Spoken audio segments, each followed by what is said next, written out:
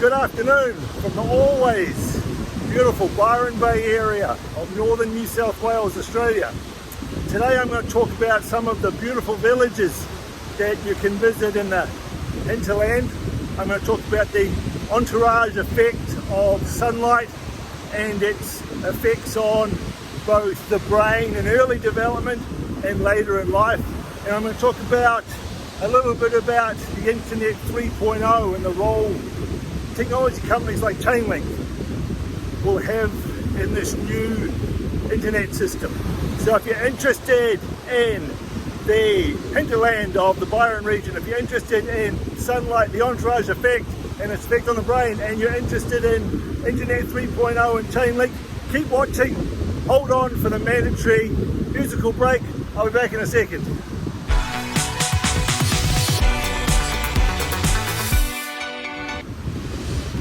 Okay, so let's have a look at Uribar. Uribar is a tiny little village about 15 minutes out of Byron Bay in the hinterland.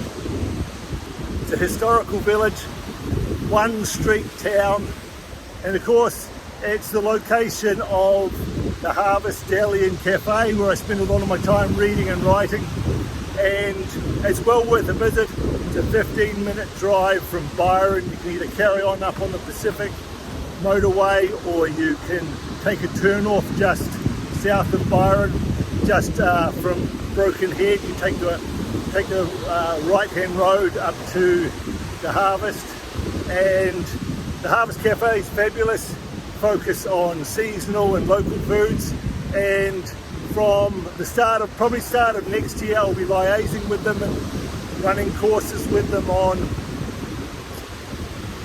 local food producers and cooking classes and wild food collection, and they often have educational weekends, and there's one coming up this weekend on how to keep your garden naturally free of pests, and next weekend they've got one featuring a local producer. We had one about 2 weeks ago on wild caught venison, and this one's about grass-fed beef from Byron, so they're excited to be going to that. So if you're ever in the area, visiting Uribar is a must when you come to Byron Bay. Second thing I want to talk about is the entourage effect of sunlight. We know about the entourage effect of food. That means that nature combines a whole lot of different nutrients in foods to give it a complete effect. And that balance is very important. And of course what we do is we have a reductionist, isolationist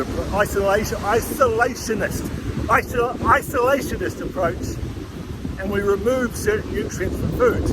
But that's like having the world's greatest carrot cake recipe and then leaving out the eggs. You're just not going to get the right balance anymore, and that carrot cake is not going to be as good as it should be. So from my perspective, I always want to trust the balance, the nutrients that nature puts into foods, which I've evolved with, and also the balance it puts those nutrients together with. So my body recognize it for what it is.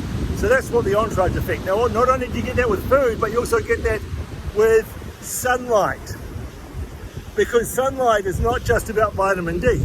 Sunlight is made up of a whole lot of light spectrums.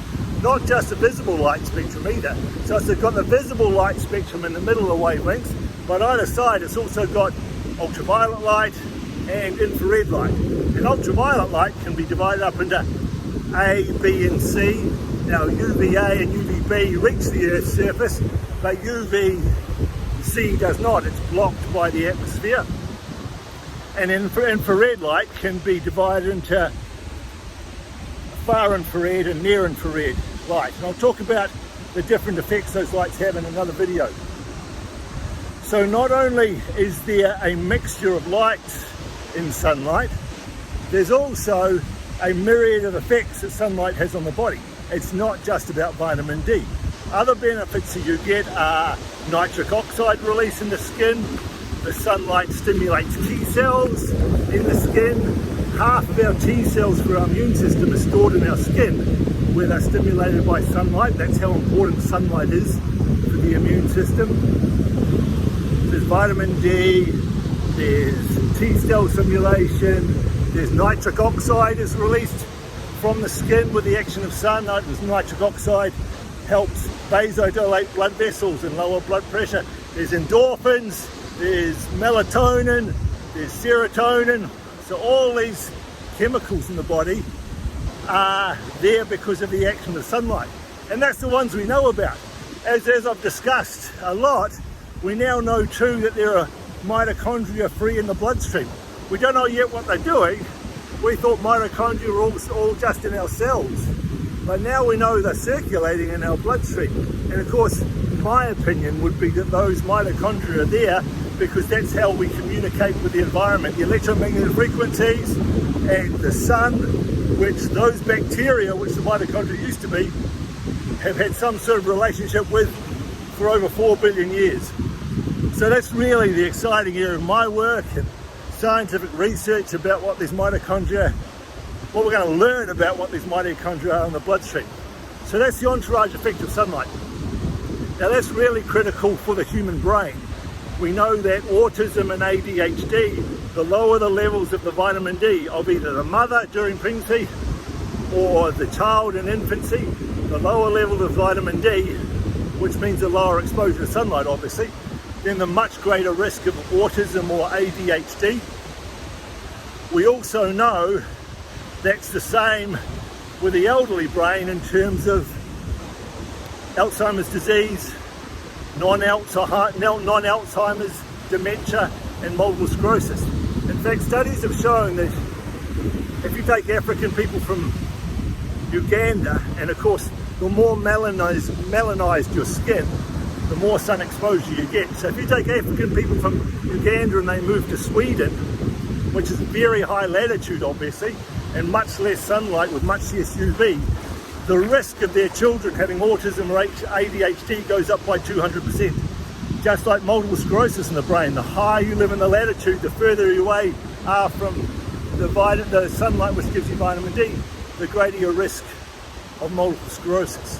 And it turns out that there's 4 really, if you said to me what are the 4 nutrients my brain relies on most, I'm going to say omega-3 fatty acids, which we get from seafood. I'm going to say, where's some kelp? Iodine, which we get from kelp.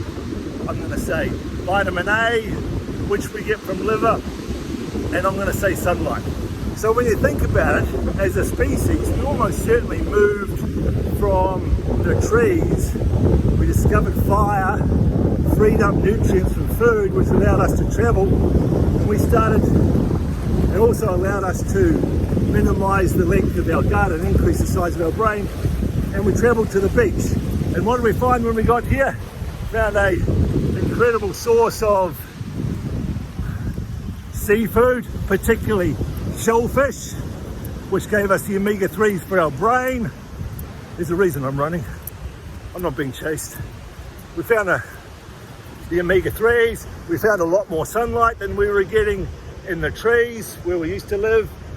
We found sunlight, we found seafood for the omega-3s, and of course we found oysters lying on the beach. Didn't have to hunt them, just had to get a rock and break them open. And of course we found free vegetables, kelp, as you can see, scattered all along the beach here. One of the great things for self-sovereignty is learning how to recognise safe seaweeds to eat, and I'm going to be running courses on that next year. So we got to the beach and we found omega-3s, we found vitamin A from oysters, we found vitamin D from the sunlight, and we found iodine. And those are the 4 really critical nutrients for both the health of the infant brain, the pregnant woman, and the elderly brain. So that's why I spend a lot of my time on the beach, foraging seaweed, getting some sunlight, eating seafood. Third thing I want to talk about, and lastly, I want to talk a little about Internet 3.0, and I've written a big article on this on my Patreon page, and if you want to follow the work I do, you can follow me on Patreon. The link will be at the end of this video. And I just did a little, well, it was a big article actually, on what's happening with the Internet 3.0, which is where we're going to see the division between the creator of content and the consumer of content, and that division is by the third-party person, the middleman, the website, which delivers content from the creator to the consumer. That's going to be absorbed into the blockchain. So the middleman is going to disappear, and that also is going to happen with financial services as well. There's financial, it's called DeFi, decentralized finance, which is an if and when contract, and that contract is organized by software called oracles. It's administered by computers called nodes, and this is going to change the world of content delivery, the world of virtual reality, the world of finance forever.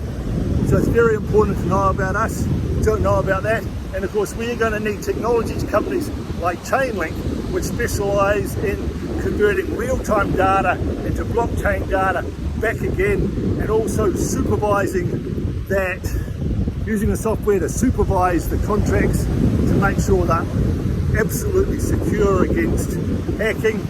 So if you're interested in that article, that's on my Patreon page. So in summary, visit Bar when you're in the hinterland. So the beach is important because of sunlight, vitamin A, vitamin D and iodine, and the entourage effect they all get that we have evolved with for hundreds of thousands of years. And finally, it's important for all of us understanding what's happening with the Internet 3.0 and the move from taking services from the Internet onto the blockchain. It's been a pleasure as usual. Have a great Friday, have a great weekend. Peace and love from Byron. See you next week.